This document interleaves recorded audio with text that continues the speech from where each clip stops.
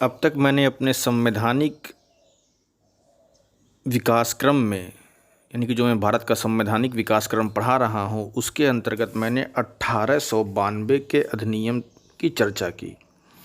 अब मैं 1909 के काउंसिल एक्ट की चर्चा करूँगा। अब तक मैंने संविधान के 8 लेक्चर बनाए हैं जिसमें से मैंने लगातार सारे चार्टर एक्ट और काउंसिल एक्ट की चर्चा की है। और अभी ये chapter 1 historical background of Indian constitution ही चल रहा है। तो इस लेक्चर को देखने के पहले आप पिछले लेक्चरों को ज़रूर देखा कीजिए। तो ये संविधान के मैं अपने इस लेक्चर में आज मैं 1909 का अधिनियम पढ़ाऊँगा। इसके पहले मैंने 1773 से लेकर के 1892 तक के सभी अधिनियमों की विस्तृत चर्चा की है। अब जरा 1909 के अधिनियम को समझने के पहले हमें ये जानना होगा कि इसका हिस्टोरिकल बैकग्राउंड क्या है। देखिए, इसके पीछे भी एक कारण ये रहा कि आप जानते हैं कि 1905 में बंगाल विभाजन लॉर्ड कर्जन के द्वारा किया गया, ऐलान किया गया कि बंगाल को विभाजित किया जाएगा। और इसी को लेकर के धीरे धीरे 1907 में आकर के कांग्रेस में मतभेद हुआ, जिसे आप सूरत अधिवेशन के नाम से जानते हैं। 1907 में कांग्रेस का सूरत में अधिवेशन हुआ था और जिसमें कांग्रेस 2 भागों में बंट गई थी, नरम दल और गरम दल। और नरम दल और गरम दल में बंटने के बाद धीरे धीरे जो गरम दल के लोग यानी कि उग्र राष्ट्रवादी लोग थे वो धीरे धीरे अपनी गतिविधियां बढ़ाने लगे थे। तो इस नरम दल और गरम यानी कि एक्सट्रीमिस्ट्स और मॉडरेट्स का जो कॉन्सेप्ट बन गया था 1907 में, यानी नरम दल और गरम दल का जो कॉन्सेप्ट आया 1907 में, जिसको आप इतिहास में समझेंगे, इस कांग्रेस की फूट का फ़ायदा ब्रिटिश सरकार ने उठाना चाहा। ब्रिटिश सरकार के सामने 2 उद्देश्य थे। पहला उद्देश्य था कि जो गरम दल के माध्यम से उग्र राष्ट्रवाद की भावना लोगों में फैल रही है उसको कंट्रोल करना, और उसको कंट्रोल करने का एक ही रास्ता था कि जो नरम दल के लोग हैं उनको महत्व दे करके उग्र राष्ट्रवाद को नियंत्रित करना।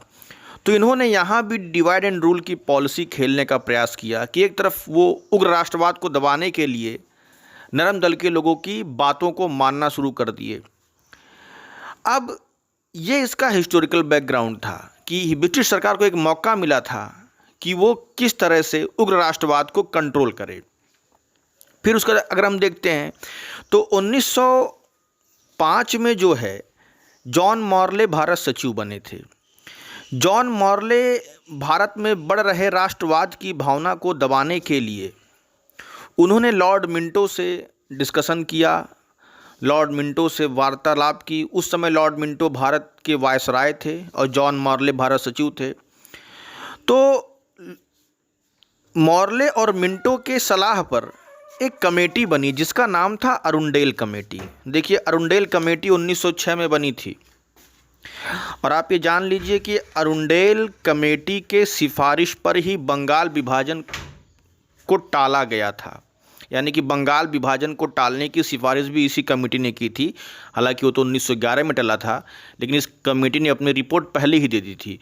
तो ये जो अरुंडेल कमेटी इन्होंने गठित की थी, मॉर्ले और मिंटो ने, इन्होंने इसलिए इस कमेटी का गठन करवाया था ताकि अरुंडेल को ये बताना था कि आखिर भारत में जो भी कुछ राष्ट्रवाद की भावना बढ़ रही है उसको नियंत्रित करने के लिए क्या क्या किया जाए।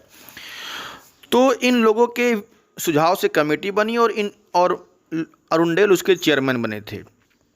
तो अरुंडेल कमेटी ने जो भी कुछ सुझाव दिया उसी सुझाव का जो है रिफ्लेक्शन है 1909 का मॉर्ले मिंटो एक्ट या 1909 का भारतीय परिषद अधिनियम।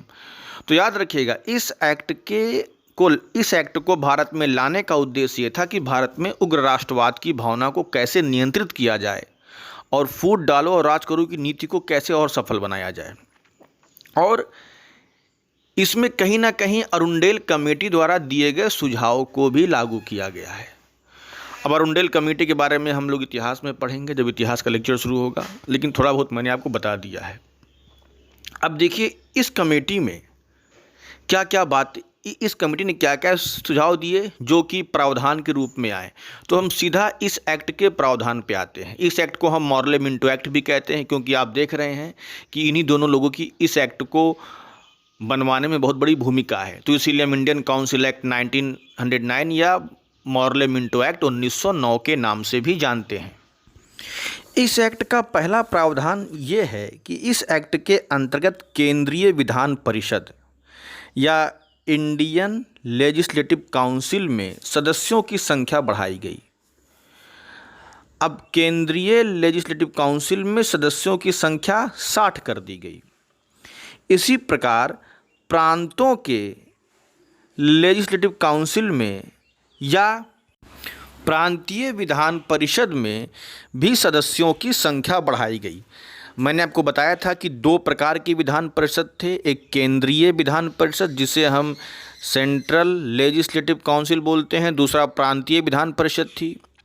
तो इन दोनों में सदस्यों की संख्या को बढ़ाया गया।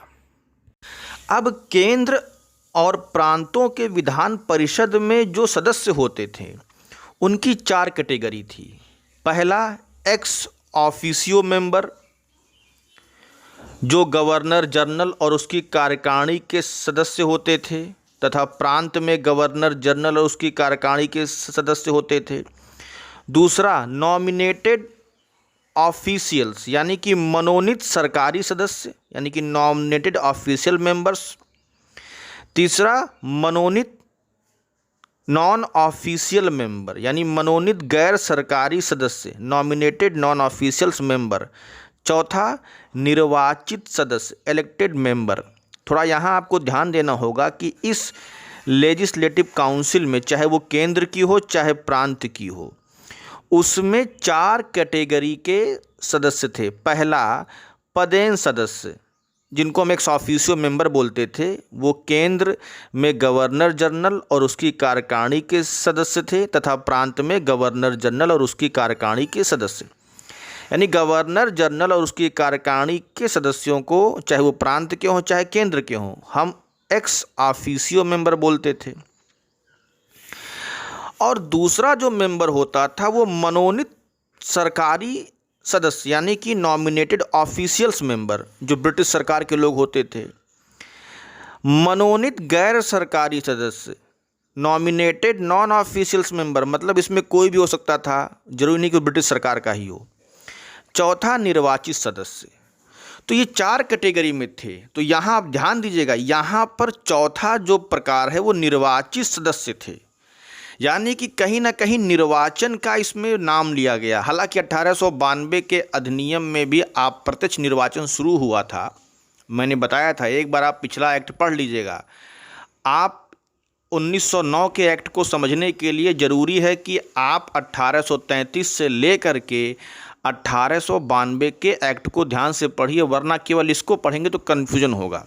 हाँ, तो यहाँ पर ये ध्यान देना है कि यहाँ पर निर्वाचन शुरू हुआ था। तो दिमाग में प्रश्न आएगा कि 1892 में भी तो मैंने निर्वाचन की बात की, तो वहाँ पर जो निर्वाचन होता था वो अप्रत्यक्ष था, लेकिन उस अधिनियम में कहीं भी निर्वाचन या इनडायरेक्ट इलेक्शन का नाम नहीं लिया गया। यहाँ पर स्पष्ट रूप से बताया गया कि अब जो भी लेजिस्लेटिव काउंसिल है, चाहे वो प्रांत में हो चाहे वो केंद्र में हो, चाहे वो प्रांतों की विधान परिषद हो चाहे केंद्रीय विधान परिषद हो, उसमें निर्वाचित सदस्य भी होंगे। तो यानी कि अब इन्होंने अप्रत्यक्ष निर्वाचन की बात को स्पष्ट कर दिया था।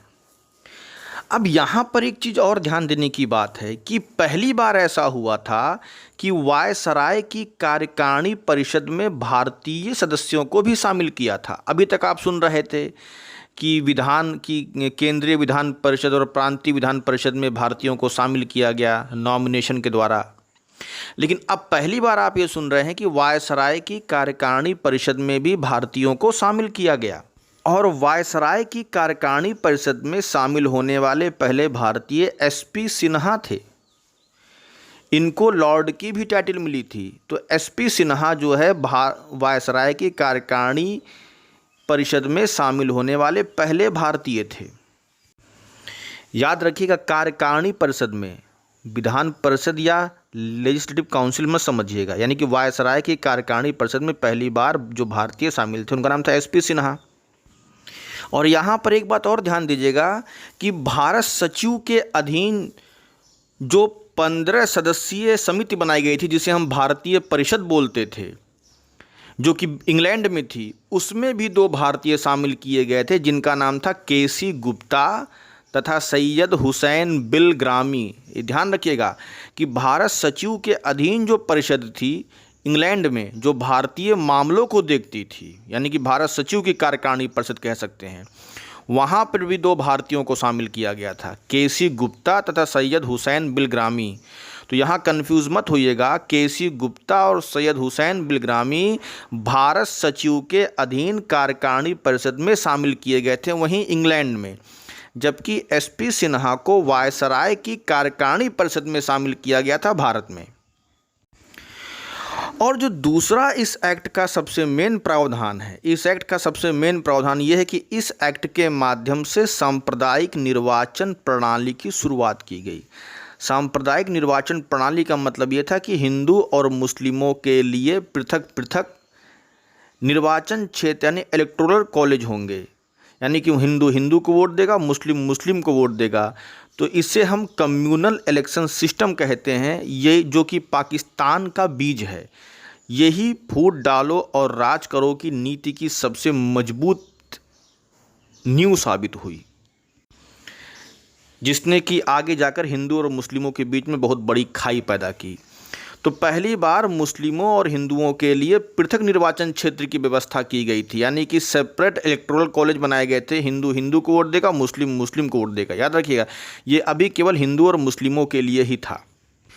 आप ये कह सकते हैं कि इस एक्ट के माध्यम से भारत में इनडायरेक्ट इलेक्शन की नींव रखी गई, यानी कि अप्रत्यक्ष निर्वाचन पद्धति की नींव रखी गई, और भारतीयों को की संख्या थोड़ी बहुत कार्यकारिणी परिषद में और लेजिस्लेटिव काउंसिल में बढ़ाई गई, थोड़ी बहुत, ज़्यादा नहीं। और साथ ही साथ मनोनीत सदस्य के साथ साथ निर्वाचन की भी प्रक्रिया शुरू हुई। तो इस प्रकार इस एक्ट से बहुत कुछ सुधार हुआ, लेकिन याद रखिए ये सारे सुधार ब्रिटिश सरकार ने कहीं ना कहीं मॉडरेट्स को एक्सट्रीमिस्ट्स यानी कि जो गरम दल के विरुद्ध नरम दल को मजबूत करने के लिए ही किया था, ताकि नरम दल की बातों को मान करके गरम दल को दबाया जा सके। तो उग्र राष्ट्रवाद को कंट्रोल करने के लिए भी कहीं ना कहीं इस एक्ट को उन्होंने लाया था। अब इस एक्ट में एक महत्वपूर्ण प्रावधान ये भी है, क्योंकि आप जानते हैं कि 1892 के एक्ट में काउंसिल के सदस्य बजट पर बहस कर सकते थे, लेकिन सप्लीमेंट्री क्वेश्चन या अनुपूरक प्रश्न नहीं पूछ सकते थे। लेकिन इस एक्ट के माध्यम से कहा गया कि अब परिषद के सदस्य यानी भारतीय भी बहस कर सकते हैं और अनुपूरक प्रश्न यानी सप्लीमेंट्री क्वेश्चन पूछ सकते हैं। तो अब तक आपने जितने भी एक्ट पढ़े उसमें सारे एक्ट में देखा जाए जो भी कुछ परिवर्तन हुआ था वो लेजिस्लेटिव काउंसिल में हो रहा था, लेकिन पहली बार यहाँ पर कार्यकारिणी परिषद में भी थोड़ा बहुत बदलाव किया गया, जिसमें भारतीयों को शामिल किया गया।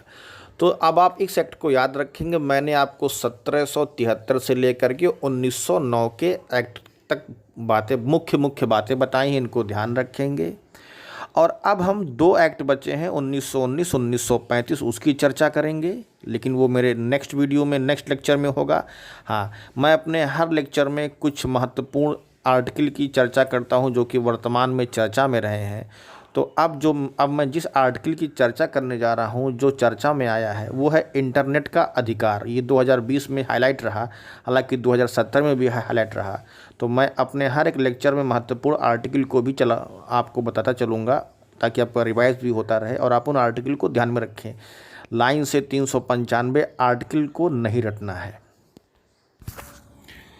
10 जनवरी को सुप्रीम कोर्ट ने यह कहा कि इंटरनेट सेवा का जो अधिकार है वो मूल अधिकार है और ये संविधान के अनुच्छेद 19 के अंतर्गत आता है। अब सवाल ये उठता है कि अब ये मुद्दा आया क्यों? मुद्दा इसलिए आया क्योंकि जब सरकार ने जम्मू कश्मीर में 370 को हटाया था, तो उसी दौरान जो है इंटरनेट पर भी बैन लगाया था। तो जिसको लेकर के सुप्रीम कोर्ट ने व्याख्या की कि अनुचित रूप से यानी कि बिना किसी उचित कारण के इंटरनेट पर की सेवाओं पर रोक नहीं लगाई जा सकती। उसने कहा था कि कुछ विशेष क्षेत्रों में जैसे स्कूल, कॉलेज या मेडिकल के क्षेत्र हैं, यहाँ पर इंटरनेट पर बैन लगाना गलत है। तो इसको सुप्रीम कोर्ट ने मूल अधिकार के रूप में परिभाषित किया और कहा यह संविधान के अनुच्छेद 19 के अंतर्गत आता है। अब सवाल ये उठता है, क्या इंटरनेट सेवा पर रोक के प्रावधान हैं? तो देखिए, अगर आप सीआरपीसी और टेलीग्राफ एक्ट को देखेंगे तो सीआरपीसी में भी इंटरनेट सेवा पर प्रतिबंध का प्रावधान है। अब इसमें है क्या कि इसमें यह है कि केंद्र या राज्य में गृह सचिव इंटरनेट पर रोक लगाने का आदेश दे सकते हैं। लेकिन अब वर्तमान में जो सुप्रीम कोर्ट का निर्णय आया 2020 में, उसमें यही है कि बिना किसी उचित कारण के इंटरनेट सेवा को अगर रोका जाता है तो वह मूल अधिकारों का उल्लंघन माना जाएगा। तो अब इस चीज़ को मैंने समझा दिया। पिछले लेक्चर में मैंने बताया कि 16 का 4 क्यों चर्चा में रहा और ये आर्टिकल 19 क्यों चर्चा में आया है। अब आप मेरे यहाँ एक प्रश्न का जवाब देंगे। 2 प्रश्न हैं कि आर्टिकल 19 के अंतर्गत कितने प्रकार की स्वतंत्रता को परिभाषित किया गया है। आर्टिकल 19 के अंतर्गत कितने प्रकार की स्वतंत्रता को परिभाषित किया गया है। और इंटरनेट को मूल अधिकार के रूप में अगर सुप्रीम कोर्ट ने परिभाषित किया है तो आर्टिकल 19 के किस सेक्शन में हम इसे रख सकते हैं, क्योंकि पता है आर्टिकल 19 के कई सेक्शन हैं। तो मेरे इन 2 प्रश्नों का जवाब देंगे। पहला कि आर्टिकल 19 में कितने प्रकार की स्वतंत्रता का उल्लेख है, और दूसरा इंटरनेट सेवा के अधिकार को आर्टिकल 19 के किस सेक्शन में रखा जा सकता है। उम्मीद करता हूँ कि आप मेरे प्रश्न का जवाब ज़रूर देंगे।